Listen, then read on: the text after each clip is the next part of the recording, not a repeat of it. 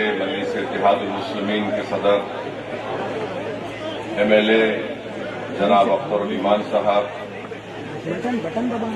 साबिका रुकन असम्बली वो बहादुरगंज विधानसभा के MIM पार्टी के उम्मीदवार जनाब तौसीफ आलम साहब, मेरे छोटे भाई वो MIM पार्टी के नेशनल स्पोक्स पर्सन जनाब आदिल हसन साहब, मुफ्ती अतर जावेद साहब, मेरे छोटे भाई जनाब राना रंजीत सिंह साहब, गुलाम सरवर साहब, हसनैन साहब, इश्तियाक साहब, जनाब हैबर साहब, जनाब फारूक साहब, जनाब लिडो सिंह साहब, जिला सदर नसीम अख्तर साहब, डॉक्टर शमीमुल हक, प्रदेश सेक्रेटरी फजले हक साहब, प्रभारी व प्रदेश सेक्रेटरी फखरे आलम साहब, आशिफ हुसैन साहब, एहसन साहब, इस्माइल साहब, मासूम अख्तर साहब, रशीद साहब, मैं सबसे पहले आप तमाम का बेहद शुक्रिया अदा करता हूं कि इतनी चिलचिलाती धूप में भी आपने अपना कीमती वक्त निकालकर आज के इस एहतजाजी जलसे में आपने शिरकत की। मैं अपने दिल की गहराइयों से आप तमाम का शुक्रिया अदा करता हूं और ये मेरी खुशकिस्मती है कि मैं दोबारा चंपारण की इस तारीखी सरजमीन पर आया हूं, जहां से हमारे बुजुर्गों ने गांधी जी का साथ देकर यहां पर पहले सत्याग्रह की तहरीक का आगाज किया था। यकीनन ये बड़ी तारीखी सरजमीन है और आप इस सरजमीन पर बसने वाले भी मुझे यकीन है कि बेबाक हैं और बेबाकी आपके सोच और फिक्र में भी शामिल है। मैं आपका शुक्रिया अदा करता हूं। मेरे अजीज दोस्तों और बुजुर्गों, हम ऐसे वक्त पर यहां पर जमा हुए हैं जब हमारे पूरे वतन अजीज में एक गम है और तकलीफ है, और वो गम या तकलीफ ये है कि हमने अपनी आंखों से देखा कि किस तरीके से हमारे पड़ोसी मुल्क पाकिस्तान से आतंकवादी घुसकर आते हैं और पहलगाम में हमारे वतन अजीज के बेकसूर 26 लोगों की जान को ले लेते हैं। मेरे अजीज दोस्तों और बुजुर्गों, ये ऐसा वाकया है कि हम तमाम को इस वाक़े की मजम्मत भी करनी चाहिए, कंडेम भी करना चाहिए और हमको अपने सियासी इख्तलाफात से उठकर, क्योंकि ये मसला कोई सियासी पार्टी का नहीं है, राजनीति का मसला नहीं है, ये मसला हमारे देश के नागरिकों का है जिनको पाकिस्तान से आए हुए आतंकवादियों ने बेदर्दी के साथ उनका कत्ल किया।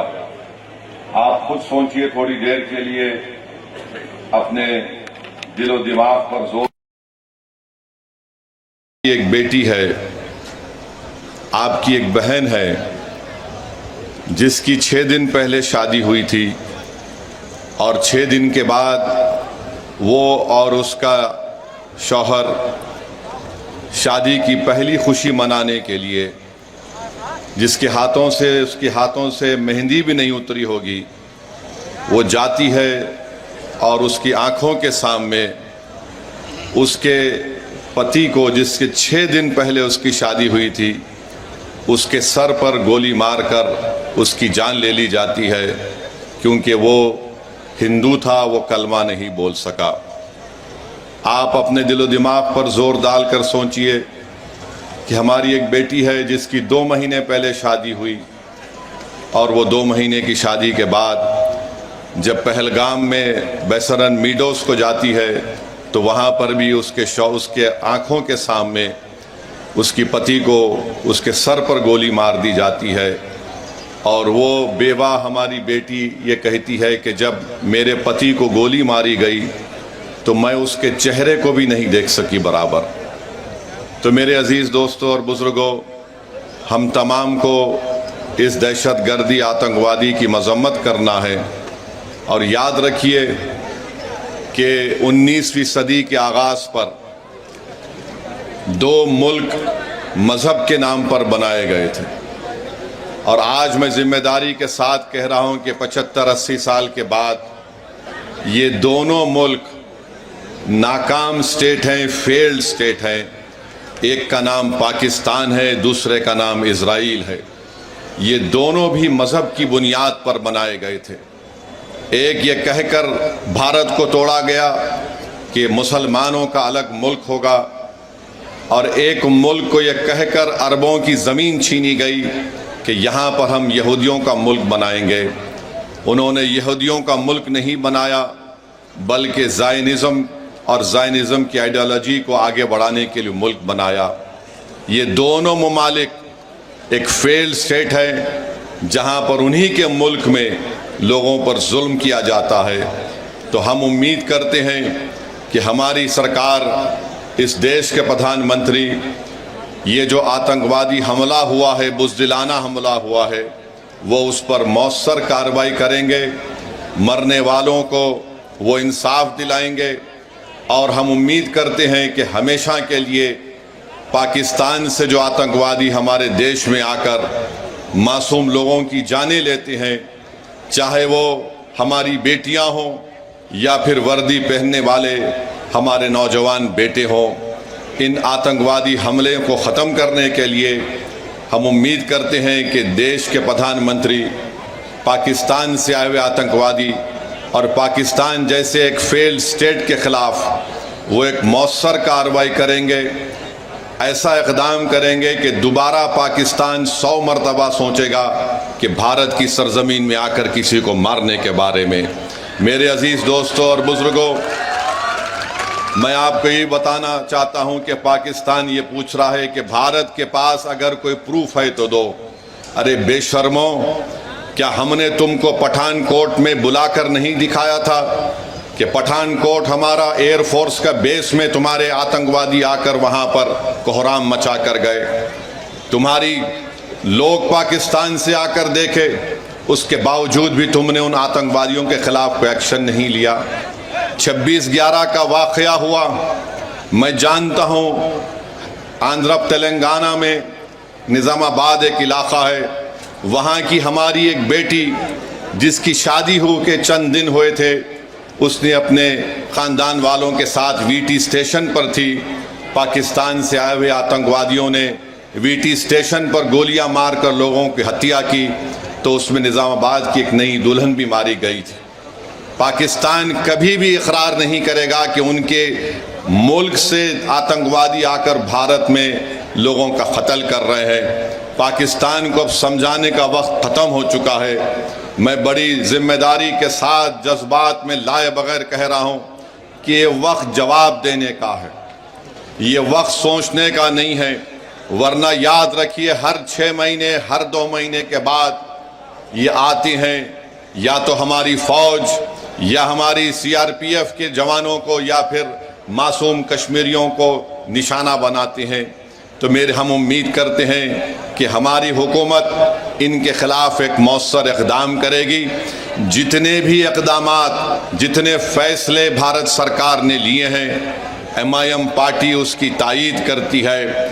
जैसे भी हो, पाकिस्तान को अगर कमज़ोर करने के लिए उनकी मईशत को, उनके इकानमी को कमज़ोर किया जा सकता है तो बराबर किया जाना चाहिए।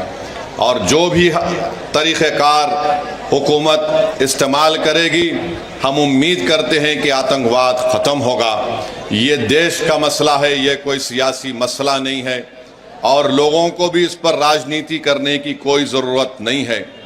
मैं आपको बताना चाह रहा हूँ कि हमारी बेटी जिसका नाम हिमांशी है, उसके पति को गोली मारकर 6 दिन के बाद शादी करके गए थे, उसका कत्ल कर दिया गया इन आतंकवादियों ने।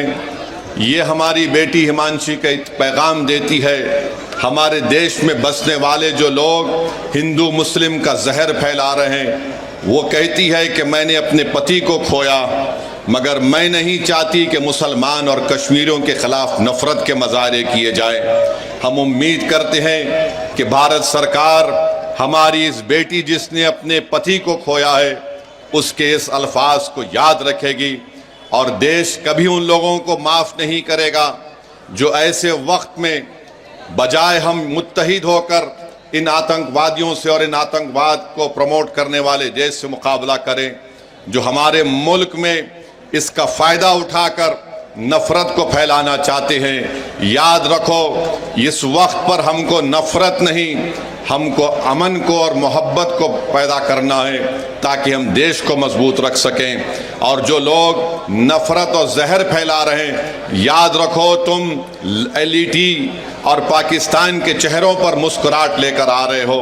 हम ये चाहते हैं कि इन जालिमों के चेहरों से मुस्कुराहट ख़त्म हो जाए। हम ये चाहते हैं कि जो लोग हमारे पड़ोस मुल्क में बैठकर हमारे बच्चियों को हम बेवा होते देख रहे हैं, हम ये चाहते हैं कि उनकी आंख में आंसू आए, वो रोएं, अपनी किस्मत पर रोएं। और आज ये वक्त है कि भारत को एक मुत्तहिदा तौर पर ऐसे लोगों के खिलाफ पैगाम देना है। हम भारत के प्रधानमंत्री से इस बात का मुतालिबा करते हैं कि जितने 26 लोग वहाँ पर मारे गए, भारत सरकार उनको शहीद का रुतबा दे ताकि लोग हमेशा के लिए उनको याद रख सकें। ये मैं ही नहीं कह रहा हूँ, बल्कि उन परिवार के लोग इस बात का मुतालिबा कर रहे हैं कि जो लोग मारे गए उनको शहीद का रुतबा दिया जाए। जो मारे गए उनके परिवार के लोग कह रहे हैं कि हम इंतज़ार कर रहे हैं कि कब हमारे मरने वालों से इंसाफ होगा। हम उम्मीद करते हैं कि भारत सरकार एक ठोस और मजबूत इक़दाम करेगी ताकि आतंकवाद का खात्मा हो सके। दूसरी बात मेरे अजीज़ दोस्तों और बुज़ुर्गों, मैंने कहा कि मेरी खुशकिस्मती है कि मैं यहाँ पर इस तारीख़ी सरज़मीन पर आया हूँ और जो लोग बिहार हो या भारत हो, यहाँ पर जहर उगल रहे हैं समाजों के दरमियान में, समुदाय के दरमियान में, मैं उनको याद दिलाना चाहता हूँ कि बतख मियान अंसारी ने जो कुर्बानी दी उसको याद रखो। उनको कहा गया कि गांधी जी के खाने में जहर मिला दिया जाए, तो शख्स ने कहा कि मैं नहीं मिला सकता और जाकर गांधी जी को बता दिया कि आपके खाने में जहर डाल दिया गया है। ये और बात है कि कितनी सरकारें बनी भारत में, मगर किसी ने भी बतख मियाँ को वो इज्जत नहीं दी जो उनको मिलनी चाहिए थी। खैर, बतख मियाँ को इज्जत नहीं मिली, हम उनको हमेशा याद रखेंगे, अपनी औलादों को सिखाएंगे कि देखो ये वो शख्स था, अगर वो जहर दे देता तो गांधी जी की हत्या हो जाती, मगर उस शख्स ने अपनी जान की परवाह नहीं की। हम हमेशा ऐसे मुजाहिदीन को याद रखते हैं और हम हमेशा इस बात को आपसे कहेंगे कि एक तरफ बतख मियां अंसारी है तो दूसरी तरफ गोडसे है। इस देश को फैसला करना पड़ेगा कि क्या वो गोडसे के जहर को अपनाएंगे या फिर बतख मियाँ के इस तिर्याख को इस्तेमाल करेंगे। जिसने जहर डालने के लिए कहा गया था उसने कहा मैं गांधी को जहर नहीं दे सकता, मैं भारत से गद्दारी नहीं कर सकता। तो याद रखो, अगर इस देश को विकसित भारत बनाना है तो हमको गोडसे के जहर को कबूल नहीं करना है, बल्कि बतख मियाँ की मोहब्बत को हमको कबूल करना है। तभी जाकर ये देश एक विकसित भारत बनेगा। ये मैं आपको बोलने के लिए आया हूँ। मेरे अजीज दोस्तों और बुजुर्गों, तीसरी बात यह है कि आप जानते हैं कि ये हमारे देश के अंदर की बात अब कर रहा हूँ। आप जानते हैं कि भाजपा ने एक ऐसा कानून बनाया जिससे मुसलमानों के ईमान पर हमला हो रहा है, हमारे मस्जिदों पर हमला हो सकता है, हमारी शनाख्त पर हमला हो सकता है, हमारी शहरियत पर तो हमला CAA का कानून बना दिया गया।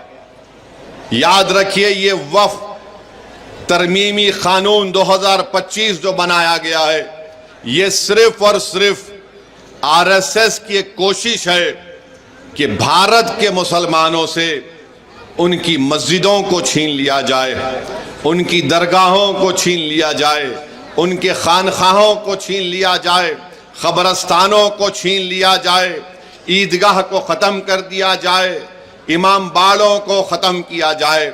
मैं आपसे अपील कर रहा हूँ कि आप इस काले कानून के ख़िलाफ़ मुत्तहिदा तौर पर खड़े हो जाइए और एक आवाज़ में हम सबको ये पैगाम देना है कि भारत के संविधान को बचाना है और वक्फ के कानून को वापस लेना है। मोदी, ये हमारा ऐलान होना चाहिए, क्योंकि ये कानून बाबा साहेब अम्बेडकर के बनाए हुए संविधान के फंडामेंटल राइट्स के खिलाफ बनाया गया है।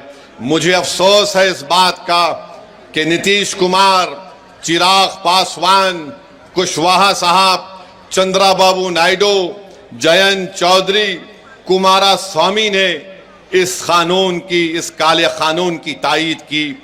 हम पूछना चाहते हैं नीतीश कुमार से, चिराग पासवान से, कुशवाहा साहब से, मांझी साहब से, क्या बिहार प्रदेश में हमारे हिंदू भाइयों की मंदिरों का एक कानून नहीं है 1950 का, जो ये कहता है कि मंदिरों में वही लोग मेंबर बन सकते हैं जो हिंदू धर्म से उनका ताल्लुक है। जब आपके लिए कोई बात अच्छी है तो फिर मुसलमान धर्म के वक्फ बोर्ड में आप कैसे किसी गैर मुस्लिम को मेंबर बनाएंगे?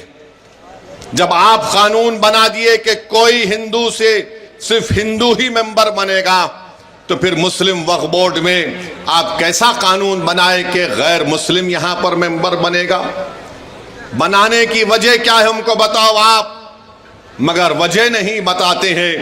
अरे अगर बोध गया में सिर्फ हिंदू और बौद्ध उसके मेंबर बन सकते हैं, तो फिर बिहार के वक्फ बोर्ड में कैसे कोई गैर मुस्लिम मेंबर बन सकता है? बताओ हमको, समझाओ हमको। तुम समझा नहीं सकते, तुम्हारे पास कोई दलील नहीं है। तुम सिर्फ मुसलमानों से नफरत की बुनियाद पर एक काला कानून बनाए हो। तुम वक्फ की जायदादों को लूटने के लिए इस तरह का कानून बनाए हो। और भाजपा के लोग अपना एक पैम्फलेट निकाले हैं, एक 4 पेज का और एक 15 पेज का है। मैंने उसको पढ़ा, उसमें लिखते हैं कि मुसलमानों में 30% लोग गरीब हैं। और भारत के प्रधानमंत्री अपने भाषण में कहती हैं कि अब्दुल कब तक पंक्चर बनाएगा। सुनो प्रधानमंत्री, 11 साल से आप प्रधानमंत्री हैं, कितने मॉब लिंचिंग के वाकयात हुए, कितने अखलाक और कितने पीलू खान को मारा गया, कितने दंगे हुए। एक बिहार का गरीब आदमी पूना को जाकर एक पंक्चर की दुकान लगाता है, तो इंडिया पाकिस्तान का क्रिकेट मैच हुआ, किसी ने इल्जाम लगा दिया उस बिहार के निवासी के ऊपर जो महाराष्ट्र, बिहार छोड़कर महाराष्ट्र गया, कि इसके बेटे ने जिंदाबाद का नारा पड़ोसी मुल्क के ऊपर लगाया। 24 घंटे के अंदर उसके छोटे से उस पंक्चर की दुकान को बुलडोजर से तोड़ दिया गया। किसने देखा उसको नारा लगाते हैं? और भारत के प्रधानमंत्री कहते हैं कि अब्दुल कब तक पंक्चर बनाएगा। भारत के प्रधानमंत्री, क्या यह जुल्म नहीं है कि एक बिहार का आदमी गरीब यहां से गुर्बत से बचने के लिए पूना गया, तो आपकी भाजपा की सरकार महाराष्ट्र में झूठा इल्जाम लगाकर उसकी दुकान को तोड़ दिया। वो सुप्रीम कोर्ट में अपना केस डाला है। सुप्रीम कोर्ट ने कहा कि किसी के घर को नहीं तोड़ा जा सकता, 15 दिन का टाइम देना चाहिए उन लोगों को। मगर अब्दुल की पंक्चर की दुकान को बीजेपी की सरकार ने तोड़ दिया। और प्रधानमंत्री बोलते हैं अब्दुल कब तक पंक्चर बनाएगा। प्रधानमंत्री, अगर आप ये चाहते हैं कि भारत की सबसे बड़ी अक़लियत को इंसाफ मिले, तो आप अपने दिल में उनके ताल्लुक से हमदर्दी पैदा करो, मोहब्बत पैदा करो, नफरत को खत्म करो। देखो ये देश विकसित भारत बन जाएगा। आप 18 करोड़ मुसलमानों के ताल्लुक से अगर नफरत करेंगे, उन पर शक करेंगे, तो फिर देश विकसित भारत कैसे बनेगा। और फिर हम प्रधानमंत्री को पैगाम देना चाहते हैं कि आपने जो कानून बनाया, नरेंद्र मोदी की सरकार ने, नीतीश कुमार ने, चिराग पासवान ने, मांझी साहब ने, कुशवाहा साहब ने ये कानून बनाकर सिर्फ एक आदमी को फायदा हुआ, बहुत ज्यादा उसको फायदा हुआ। क्या फायदा हुआ? वो देश का सबसे दौलतमंद आदमी है जिसने एक मुस्लिम वक्फ की जायदाद के ऊपर जो यतीम खाना है, यतीम खाने को उसने गैर कानूनी तौर से खरीद लिया और उसके ऊपर उसने गरीब लोग बोलते, मीडिया बोलते कि 1000 करोड़ का अपना घर बनाया। तो सुनो प्रधानमंत्री, अब्दुल सुबह अपने घर से जरूर निकलता है, मगर अब्दुल जब अपने घर से निकलता है वो अल्लाह की जात पर तवक्कल करता है। अब्दुल अपना घर प्रधानमंत्री किसी यतीम खाने पर नहीं बनाया है, अब्दुल अपना 20 फीट का घर अपनी जाती जमीन पर बनाया है। ये अब्दुल में और उसमें फर्क है प्रधानमंत्री। आपको अब्दुल से मोहब्बत नहीं, आपको मुकेश से मोहब्बत है, इसीलिए आप ये कानून उसके लिए बनाए हैं। अगर अब्दुल के लिए आपको मोहब्बत होती तो ये काला कानून आप नहीं बनाते। और अब्दुल बैंक को जाकर लोन नहीं पूछता, अब्दुल के ऊपर 10,000 का भी या 20,000 का लोन अगर होगा या 5 लाख का होगा, मगर प्रधानमंत्री आपके दोस्त के पास तो जिसके जू में आप जाकर जानवरों को देखकर आए, बंदरों को देखे, देखा आपने, बंदर को प्रधानमंत्री देख रहे हैं, तोता उनके हाथ पे बैठा हुआ है। तो प्रधानमंत्री यही समझते हैं कि सब तोतों को हाथ पे बिठा लूंगा या किसी को बंदर बनाकर देखूंगा। प्रधानमंत्री ये चंपारण की सरजमीन है, एक राजपूत शेर के तौर पर बैठा हुआ है ढाका में। आप क्यों बनाए ये कानून? सेक्शन 2C किस लिए बनाया गया, बोलो हमको। हमारे हैदराबाद में कहावत है कि मामू की मिठाई की दुकान पर नाना की फातिया। तो प्रधानमंत्री ने हमारे बोरी मुसलमान भाइयों का नाम बताकर मुकेश भाई की फातिया पढ़ दी वहां पर। सेक्शन 2C बना, मुकेश भाई मौजा ही मौजा हो गए। आई एम हैप्पी बोल दिए प्रधानमंत्री। प्रधानमंत्री ये क्यों किया आपने? ये कानून ये बना दिया कि अगर जितने बिहार में आसार कदीमा के तहत मस्जिदें होंगी जो दर्जे वक्फ हैं बिहार वक्फ बोर्ड में, वो वक्फ की जायदाद नहीं रहेंगी, आसार कदीमा उसका मालिक होगा। जो जालिम लोग टीवी चैनल पर बैठकर आदिल हसन से असदुद्दीन ओवैसी को गाली देते हैं, प्यारे जितनी गाली देना है दो, कोई फर्क नहीं पड़ता। तुम्हारी गाली देने से मेरी इज्जत में फर्क नहीं आता, तुम्हारी गाली देने से मेरी शोहरत में कमी नहीं आती, तुम्हारी गाली देने से मेरी रात की नींद खराब नहीं होती। हां, अगर तुमको फायदा होता है क्योंकि तुम्हारे दिलो दिमाग में एक बीमारी है नफरत की, शायद ओवैसी को गाली देने से वक्तिया तुमको फायदा होता है तो दो, मगर ये तो बताओ इस कानून में किसको फायदा पहुंच रहा है? कुछ फायदा नहीं है मुसलमानों को। और प्रधानमंत्री बोलते मुसलमान 30% गरीब हैं। अगर है तो तुमने क्या किया बताओ? अगर है तो बताओ तुमने विजारत अक़लियती बहबूद, मिनिस्ट्री ऑफ माइनॉरिटी अफेयर्स, वहां पर मौलाना आजाद की फेलोशिप बंद कर दी। जो अक़लियतों के बच्चे जिसमें मुसलमान, सिख, ईसाई, बौद्ध और जैन धर्म के हैं, जो PhD कर रहे हैं, उनको पैसे नहीं देगी सरकार, तो गरीबी आएगी नहीं आएगी? जो मुसलमानों के बच्चे, सबसे ज्यादा ड्रॉप आउट रेट पूरे देश में अगर आप देखेंगे किसी समुदाय का है तो मुसलमानों का है। जो चौथी जमात में, 5वीं जमात में अपना स्कूल छोड़ देते हैं, क्यों छोड़ते हैं? क्योंकि अब्दुल चाहता है पढ़ाना अपने बच्चों को, मगर अब्दुल के पास घर में खाना खिलाए या फिर बच्चों को पढ़ाए। तुमने प्री मैट्रिक स्कॉलरशिप को 9वीं क्लास से कर दिया, जबकि हम पुकार रहे कि अरे 4वीं, 5वीं, 6ठी जमात में करो। तो नरेंद्र मोदी ने कहा नहीं नहीं, अब्दुल नहीं पढ़ सकता 4वीं, 5वीं, 6ठी जमात, वो 9वीं जमात में आया तो स्कॉलरशिप मिलेगा। अरे अगर जो 4वीं, 5वीं, 6ठी, 7वीं पढ़ेगा तो 9वीं को पहुंचेगा ना। प्री में पोस्ट मैट्रिक स्कॉलरशिप हम पुकार कर कह रहे हैं कि बढ़ाओ, नंबर बढ़ाओ, नंबर बढ़ाओ। मगर बीजेपी बोलती हम 1 लाख को दे रहे। अरे जालिमो, तुम झूठ बोल रहे हो। तुम नंबर नहीं बढ़ाने की वजह से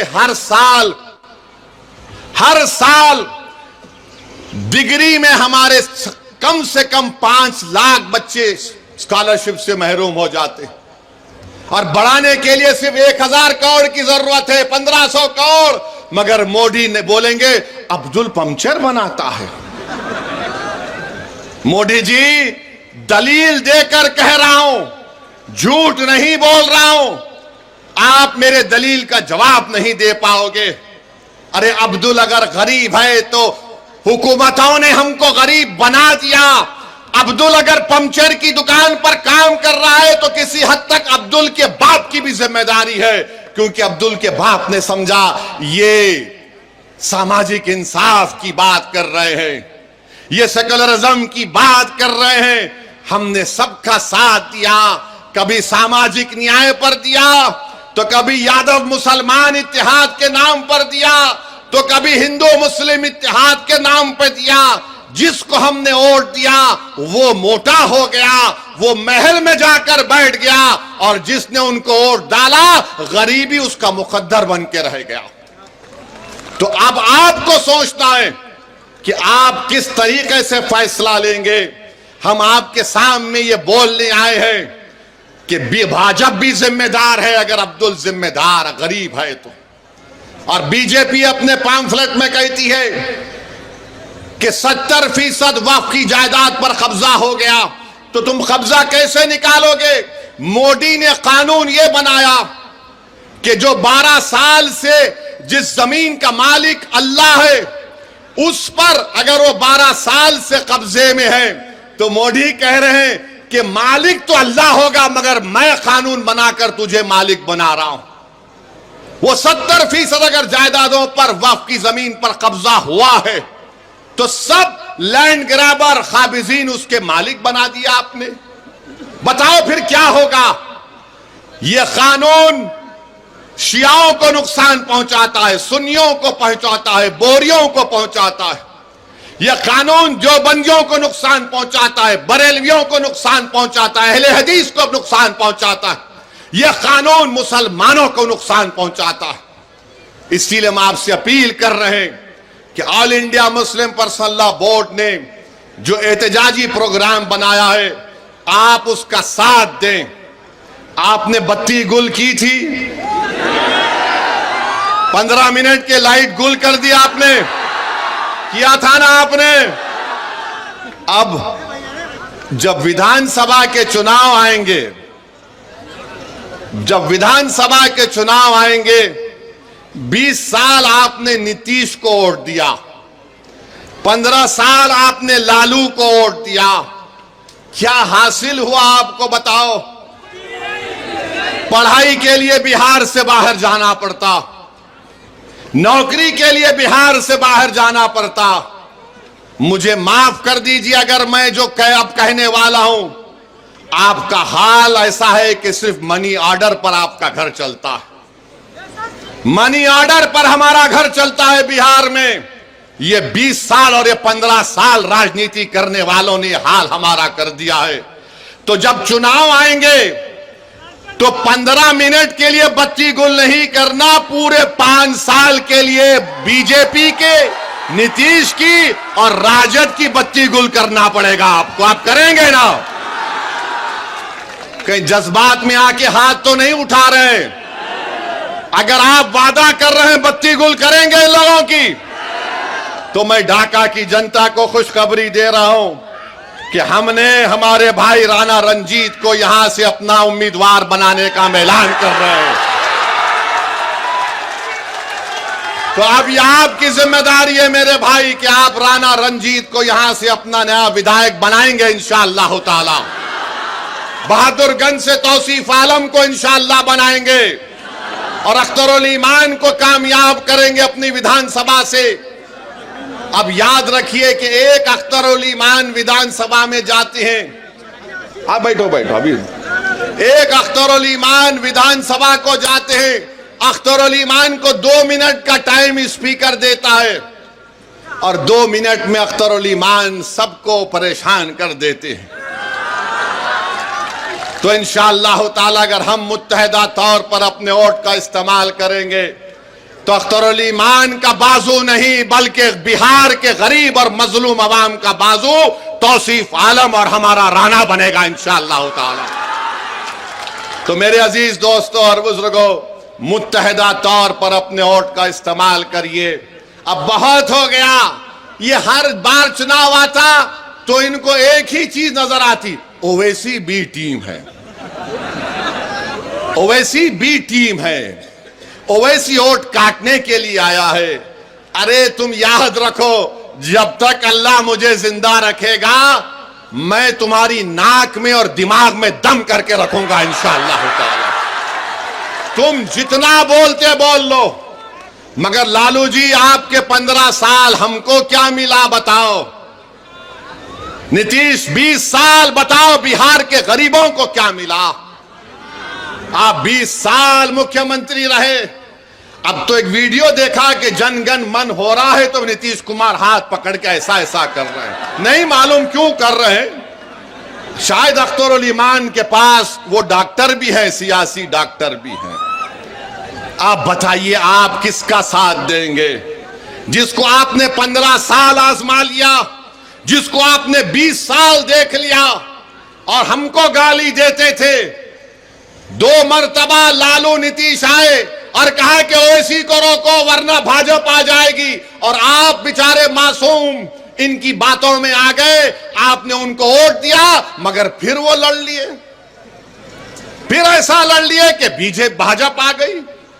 तो जिम्मेदार हम नहीं है अगर बिहार में बीजेपी है, जिम्मेदार लालू है और नीतीश कुमार है। और याद रखिए हमारी जिम्मेदारी नहीं है, हमने कभी भी फिरका परस्ती का साथ नहीं दिया। हमने हमेशा हिंदू मुस्लिम इत्तेहाद को मजबूत करने का काम किया। मगर याद रखो मेरे अजीज दोस्तों और बुजुर्गों, मगर यह बात तो सही नहीं है कि मैं अपने घर को जलाकर किसी के घर में जाकर रोशनी का चिराग जलाऊं। मेरा घर अगर आबाद रहेगा तो मैं अपने घर के चिराग को जलाकर बाजू के घर में जाकर चिराग जलाऊंगा। हम 50 साल से अपने घर के चिराग को गुल करके, अपने घर को जलाकर राख करके किसी और के महल को रोशन कर रहे हैं। अब महल किसी का रोशन नहीं होगा, पहले राना के घर में हम चिराग जलाएंगे, तौसीफ आलम के घर में चिराग जलाएंगे, अख्तरुल ईमान को कामयाब करेंगे। ये हमारी कोशिश होनी चाहिए। तुमने देख लिया कि भारत की पार्लियामेंट में बहुत है, मगर अगर तुम्हारी अजमत का मसला आता है, तुम्हारी गीरत का मसला आता है, तुम्हारे तहफ्फुज़ का मसला आता है, तुम्हारे हुकूक का मसला आता है, तो कौन आवाज उठाता? उसका पार्टी का नाम मजलिस इत्तेहादुल मुस्लिमीन है। तो हम आपसे ही अर्ज करने आए हैं कि अपने इत्तेहाद को मजबूत रखिए, और हमारे जाने के बाद ये जितने फिरका परस्त लोग हैं ये अब अपने काम पे लग जाएंगे। ये जितने नाम निहाद सेकुलर लोग हैं वो भी काम पे लग जाएंगे। दोनों तरफ शैतान है, शैतानों की मीटिंग होगी और बोलेंगे अब क्या करें, इसने तो राना को हमारे सर पे लाके बिठा दिया।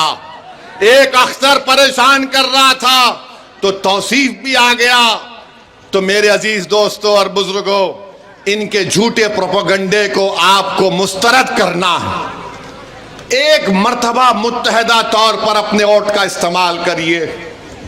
सीमांचल की गयूर जनता ने 5 विधायक को कामयाब किया,